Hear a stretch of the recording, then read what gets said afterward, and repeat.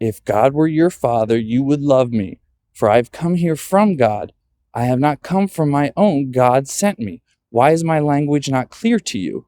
Because you are unable to hear what I say. You belong to your father, the devil, and you want to carry out your father's desires. He was a murderer from the beginning, not holding to the truth, for there is no truth in him. Where he lies, he speaks his native language, for he is a liar and the father of lies. Yet because I tell the truth, you do not believe me.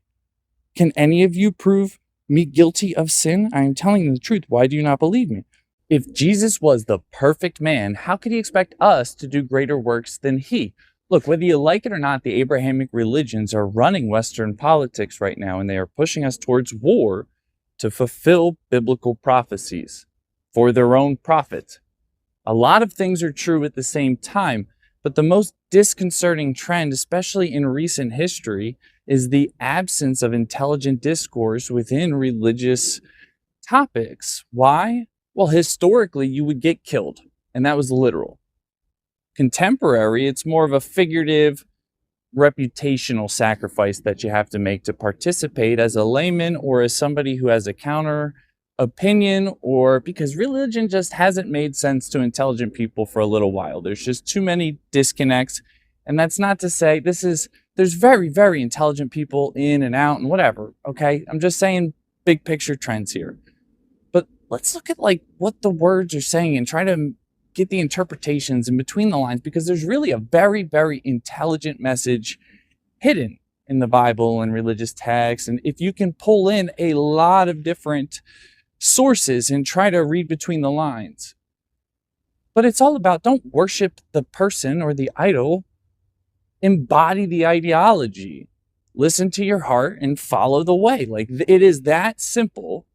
And that's what the man we call Jesus was trying to tell people. But it is easier to just wait for salvation and say, as long as I believe that this thing is going to be good, then that's cool. I'll go do my, I can make mistakes and do my thing. And because it's all about listening to God internally, and that's in you too. Let's take a look at John 14.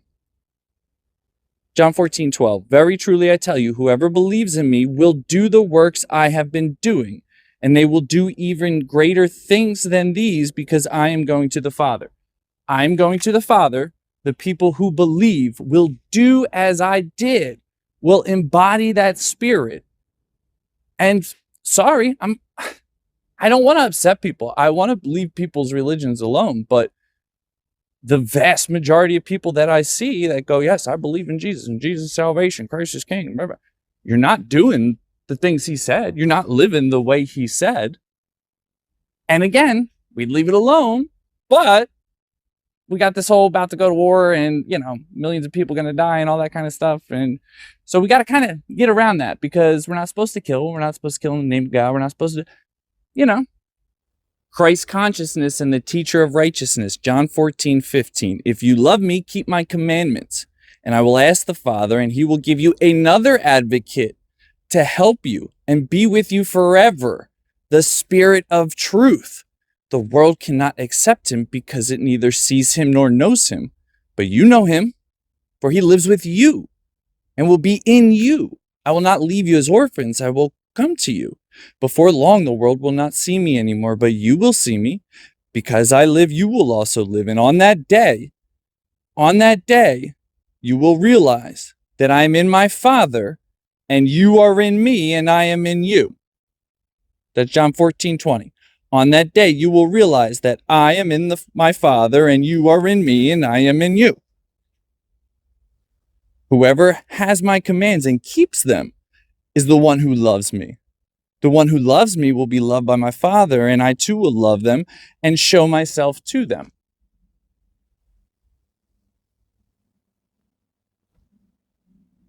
Longer version where I go over all of John 14 on my page. John 14, Jesus comforts his disciples. Do not let your hearts be troubled. You believe in God, believe also in me. My Father's house has many rooms. If that were not so, would I have told you that I'm going there to prepare a place for you? And if I go and prepare a place for you, I will come back and take you to be with me, that you may also be where I am. You know the way to the place where I am going. Jesus the way to the Father. Thomas said to him, Lord, we don't know where you are going, so how can we know the way? Jesus answered him, I am the way and the truth and the life. No one comes to the Father except through me. If you really know me, you will know my Father as well. From now on, you do know him and have seen him. Philip said, Lord, show us the Father, and that will be enough. Jesus answered, don't you know me, Philip, even after I've been among you such a long time? Anyone who has seen me has seen the Father. How can you say, show us the Father? Don't you believe that I am in the Father and the Father is in me? The words I say to you, I do not speak on my own authority. Rather, it is the Father living in me who is doing his work. Believe me when I say that I am the Father and the Father is in me, or at least believe on the evidence of the works themselves. Very truly, I tell you, whoever believes in me will do the works I have been doing, and they will do even greater things than these, because I am going to the Father.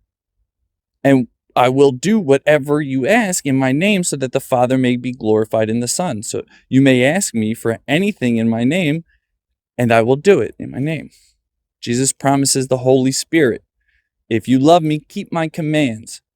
And I will ask the Father, and he will give you another advocate to help you and be with you forever, the Spirit of truth. The world cannot accept him because it neither sees him nor knows him. But you know him, for he lives with you and will be in you. I will not leave you as orphans. I will come to you. Before long, the world will not see me anymore, but you will see me.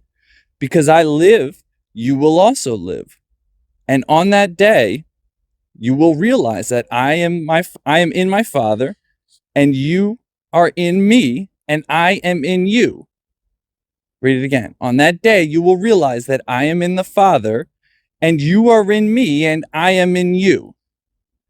Whoever has my commands and keeps them is the one who loves me.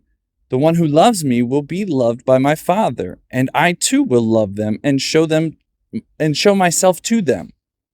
Then Judas, not Judas Iscariot, said, But Lord, why do you intend to show yourself to us and not to the world? Jesus replied, Anyone who loves me will obey my teachings. My Father will love them, and we will come to them and make our home with them.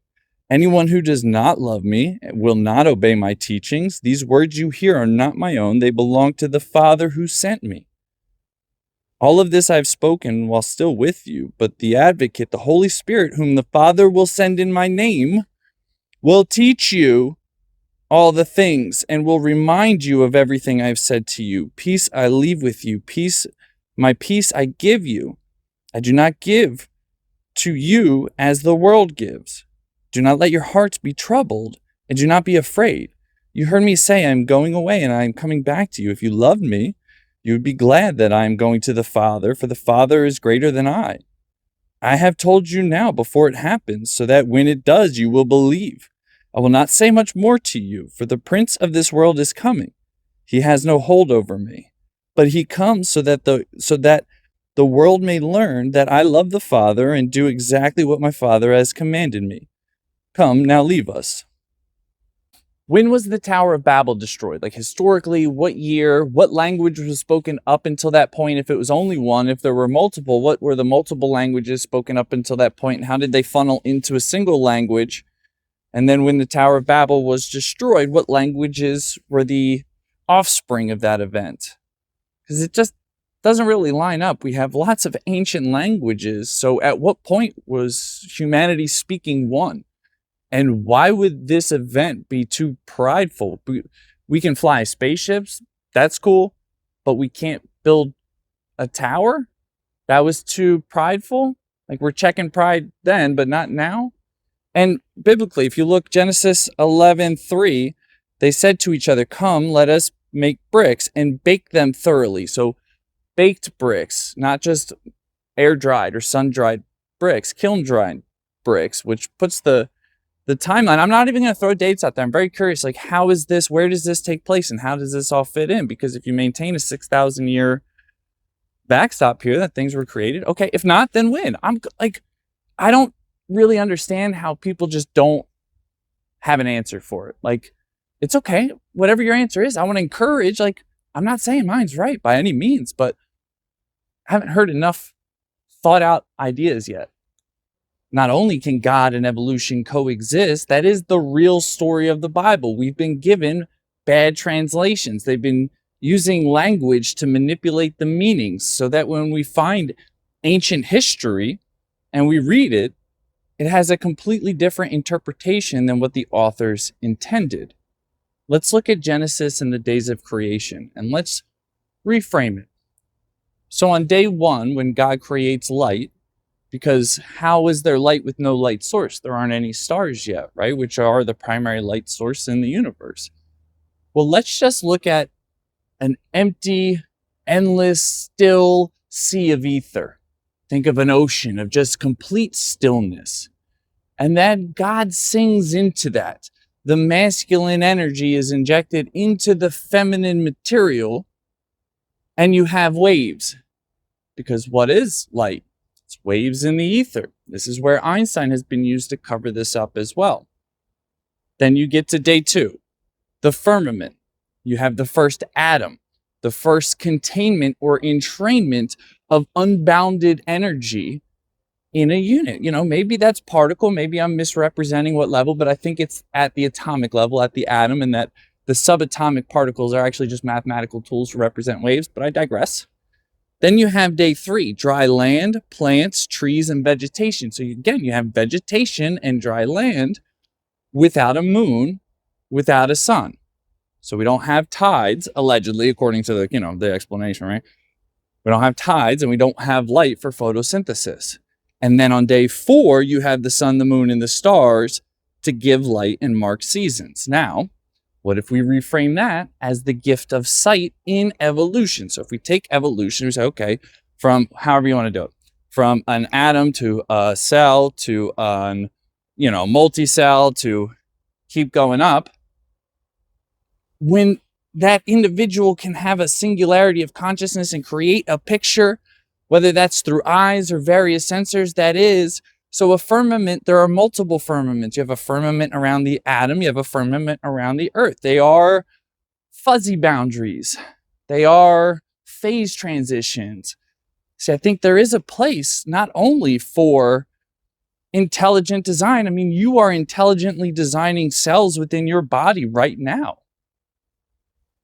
And we are evolving as a species. So you can have both of these. Like, not only can you have both of these, I think you need both of them to make sense of the world.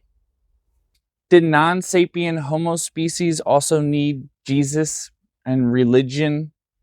Did they have souls? Do you put them in a category as animals? Or do you just say that they just didn't exist and it's just made up, fabricated, total BS history? There's a lot of evidence to suggest Homo naledi buried their dead, had some type of burial, like intricate burial rituals. I know there's this cave, but they went way down to bury them and all this kind of stuff. So it's like, how does that fit into your religious context? If you are somebody who believes firmly in the Jesus of 2,000 years ago, as is interpreted by most people today, like, how do you fit these pre-modern human species of humans and into the whole thing? How does that work for you?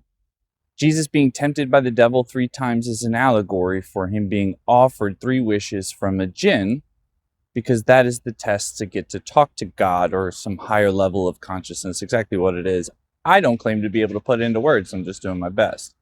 How do I know this? Because that's what happened to me. Meditating one evening when a presence appeared. I really don't have the words for it. Didn't really know what jinn were at the time. I had an idea of the word, but I didn't really know what it was or how these crossovers applied or any of these concepts. I've learned these after the fact. Wasn't an image, but I did kind of, like, if I had to put a picture to it, this wasn't exactly what it was, but it's like a scary looking jester with a big nose, and the vibe was just very indifferent. Didn't really care what the outcome was. Offered me, just like in the movies, like 3 wishes. You just can't offer a wish for any more wishes. So, okay. Can I use my first wish for the other 2 wishes, not to be booby-trapped with some dumb lesson? Thought it was hilarious. We both got a good giggle out of it. But its laugh was more like a laugh for itself. It really didn't care about what I thought or how I felt or anything. Then it left, and in came a much larger presence that did not have a figure. This had a figure of some kind. I can't really describe, but this had no shape whatsoever, and it was the most physically painful experience of my life. And this presence, hey, good job thinking, figuring things out, way to go, but you have to give me credit. I put the energy in. I kickstarted things, so you need to give credit where credit's due. Told me we have an inversion of terms, not specifically, but gave me the deficit, said we have prophet wrong, and that prophet's not somebody who predicts the future. It's someone who guides their peers on how to spend this blink of existence that we have. And then told me the demons were coming. I said, bring them. I'm like, it's fine, just let go. I'll do whatever you say, just let go, because it was extremely painful. But it wasn't in a malicious way, because after that presence exited, oh, by the way, pop back in, the demons are really coming. I said, I'm good. And then 2 weeks later, I ended up in the hospital. That's a whole story I'll tell later. But after that, then it was what I can describe as angels. At least a dozen, but I want to say more. Came with faces of family members, but I could tell it wasn't them. And comforted me. So, hey, listen, we know he's tough to deal with, but he has your best interest in heart. He can be a little tough. He's not nice, but he is kind, and he does what's best. And that was kind of, they stayed with me for a little bit. And then, like, this was on a whole nother level. And it's been nothing, and I'm fine with that being completely hallucinated, but I don't believe it. So I'm acting like I do believe it.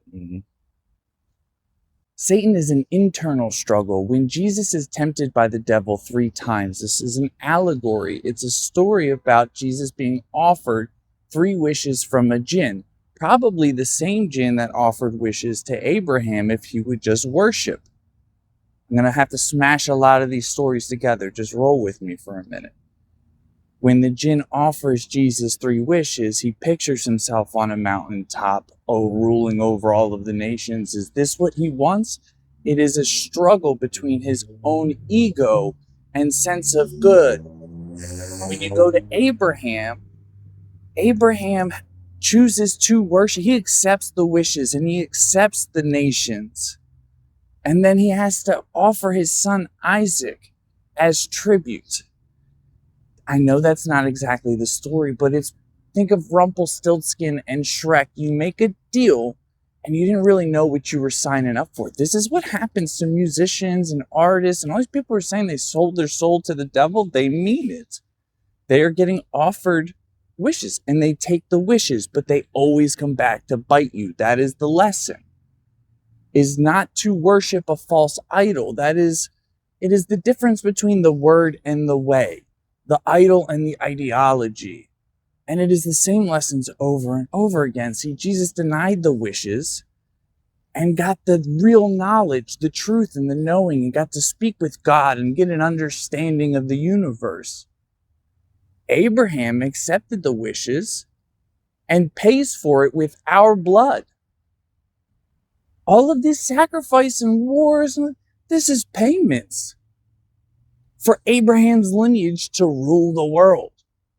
Look at Israel and then look at Dubai. Look at New York and then look at Ashgabat. Look where the Jews live versus where the Muslims live, and tell me who's really controlling the wealth. Don't forget, the real G's move in silence. You've seen all those old mafia movies. It's never the boss that's actually out there in the streets. The streets aren't supposed to know the boss's name, and we don't.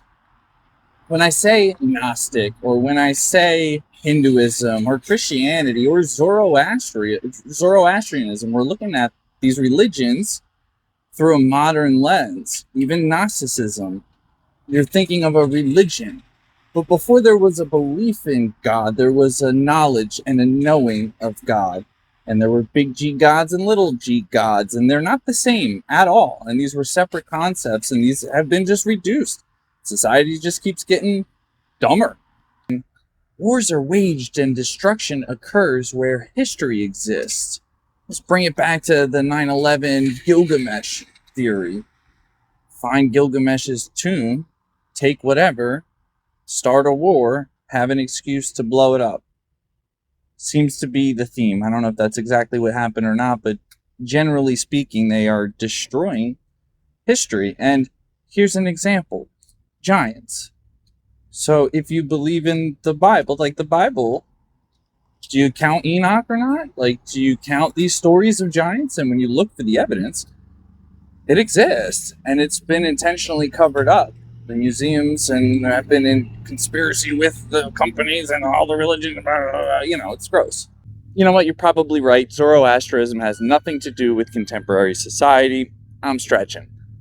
Who was it that got elected in New York as mayor? Oh, that's right. Zoran Mamdani. Huh. New York has been Jewish longer than Israel's been around. That's not facetious. Like, at least double the amount of time Israel's been around. New York has been a very Jewish place. And now it's run by Muslim. Which, by the way, Muslim people, vast majority, are awesome. But what you guys aren't seeing is this immigration of Muslim people into all of these areas of the country. Again, really nice people. I don't really have a problem with people. But that's kind of how this works. We're worried about you yelling about the Jews, and because they're kind of abrasive. When you live next to a Jewish population, it's kind of abrasive. When you live next to a Muslim population, for the most part, it's really not abrasive. But what's happening, like, the Jews control the banks, but who controls the real wealth? Who controls the oil?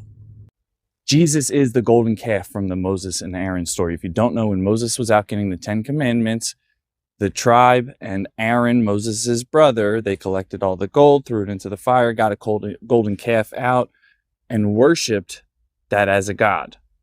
And when Moses came back, there was a whole thing.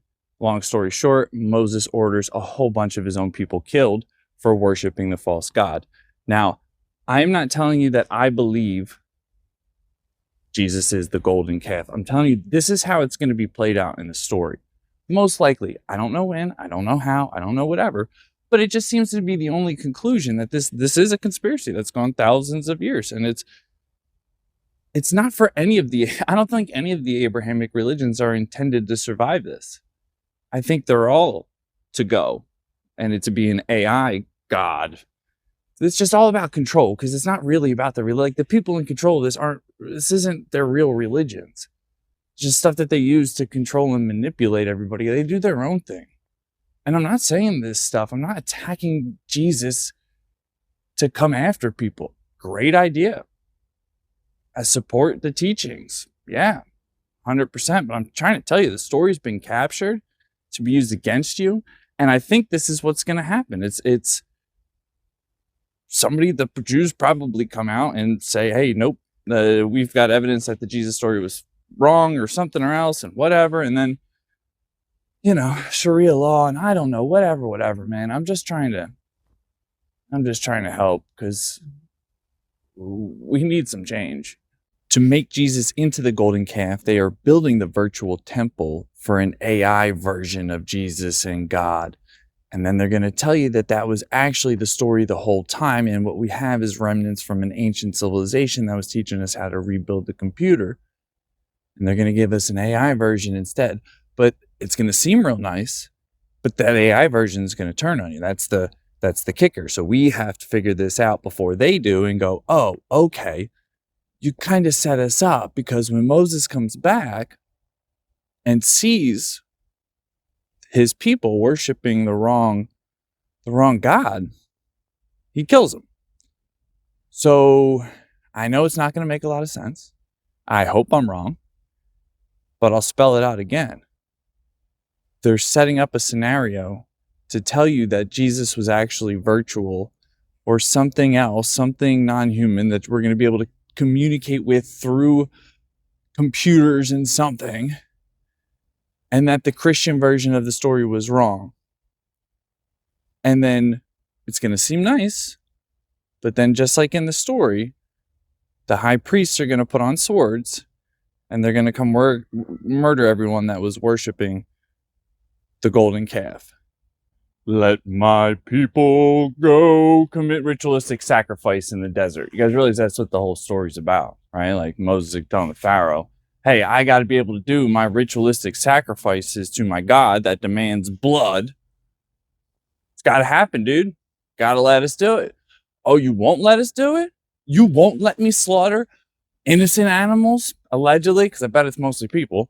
You won't let me slaughter all these innocent lives? All right, guess what? Your river's blood. Oh, sorcerer can match that? Oh, okay, no problem. I'll do this. I'll do that. Oh, you can't make gnats, though. You can't make gnats. My God's the God of gnats, the God of flies, the Lord of flies, Beelzebub. And then when they do go out to the desert and get to Moses getting the 10 Commandments, comes back and finds Aaron and everybody else worshiping this false golden calf. What's Moses do? He gets the Levites, the high priests, to go through from end to end in camp, strap up with the sword, and kill brother, kill neighbor, slaughter. The Bible says 3,000 people. I want you to think too. This isn't like, okay, you're here now, you're not. Like, can you imagine being in your tent or whatever it is, and somebody's coming through with a dull ass machete that's just been used to hack up a dozen people? How many cut? Like, that's a brutal process. That's God. Like, that's the same God that then is Jesus. That's what you're telling me? Look, Trump and Bibi and all these a-holes are getting ready to bring in a really big war.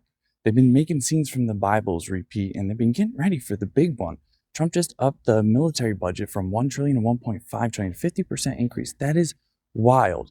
In 1933, FDR ordered everyone who owned more than $100 worth of gold had to sell that gold to the government. Ordered in March, had to be done by April.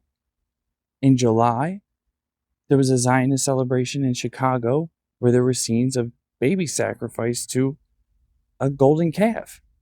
When Moses was getting the 10 Commandments in the Bible, Aaron collected all the gold from the people in their tribe, threw the gold into the fire, and out came a golden calf. When Moses came back and saw what was happening and the sacrifices going on, it said that he burned the golden calf. So they threw gold into the fire and got the calf out, and then they throw the calf into the fire and get ash out and spread the ash. That sounds like a red heifer. Red heifer was allegedly burned over this past summer in Israel. And then what happens? A plague falls on the people. Actually, before that, Moses ordered his own people slaughtered. What happens in after the 1930s? You have the Holocaust come in. You have the Nazis, the Ashkenazis, slaughter their own people. Then a plague falls on. What do we have in the 1940s and 50s? We got polio, which is argued today to be possibly just DDT poisoning. In 2000, you have scenes from Alex Jones sneaking into Bohemian Grove with sacrifice rituals to the owl god Moloch. Then the towers fall. Then we go to war. Then we have COVID. These have all been gear-ups, though. Jesus cannot be God of the Old Testament because God of the Old Testament is God of the Jews, and the God of the Jews is the devil of the New Testament. And Jesus tells you this. You brought up John 8:58 and Exodus 3:14. So let's go take a look. Let's go to John 8. And before we go to 58, let's go to 44, where Jesus is talking to a group of Jews. And he says, "You belong to your father, the devil, and you want to carry out your father's desires. He was a murderer from the beginning, not holding to the truth, for there is no truth in him. When he lies, he speaks his native language, for he is a liar and the father of lies." Now let's go to 58. "Very truly, I tell you," Jesus answered, "before Abraham was born, I am." Now, Abraham wasn't Abraham until Abraham entered a covenant with Old Testament God at 99 years old. Before that, he was Avram. So this doesn't say before Avram was born. This says before Abraham was born. So something went wrong when Avram entered into some covenant and added the ham. Let's do Exodus 3:14 too. "God said to Moses, I am who I am. This is what you are to say to the Israelites. I am has sent me to you." Footnotes, it can also be interpreted as, "or I will be what I would be." None of that says to me Jesus equals God of the Old Testament. In fact, quite the opposite. I think Jesus is telling you exactly what I said in that video, which is God of the Old Testament and God of the Jews is not good. And we shouldn't be fought. We listen to your heart. Be in the way. Listen to the rhythm of the beat, move, blah, blah, blah, whatever, man. Jesus was God because we are all God. I am God. You are God. We are all fractals, pieces of, however you want to frame it. But this is what he was saying. People are not listening to the lessons. So glad you brought up the Dead Sea Scrolls because they heavily influenced my logic.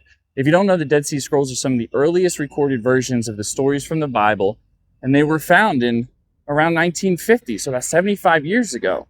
And the Dead Sea Scrolls talk about a teacher of righteousness, someone who will lead hearts and minds. One of the earliest scholars, one of the original scholars to translate the Dead Sea Scrolls, an ancient language expert, John Marco Allegro, had a wildly different take on the translations. You got to remember, all of our knowledge of this stems from the translations of Hebrews from Jewish scholars. And sorry, don't trust it. And John Marco Allegro proposed that this was all based on ancient mushroom knowledge, basically, and fertility rituals. And it would make sense if it's a sort of repopulation guide, a way to restore this knowledge, because you can connect with higher intelligence and different types of beings on different types of mushrooms and meditation. And there's other stuff out there. I've had the experiences. Like, I'm okay with calling them hallucinations. I don't really like talking about it much because it's about the information. It doesn't really matter what my experience was. Let's talk about the facts. But I mean, it makes a lot of sense when you go, okay, we just kind of got Santa Claus, you know?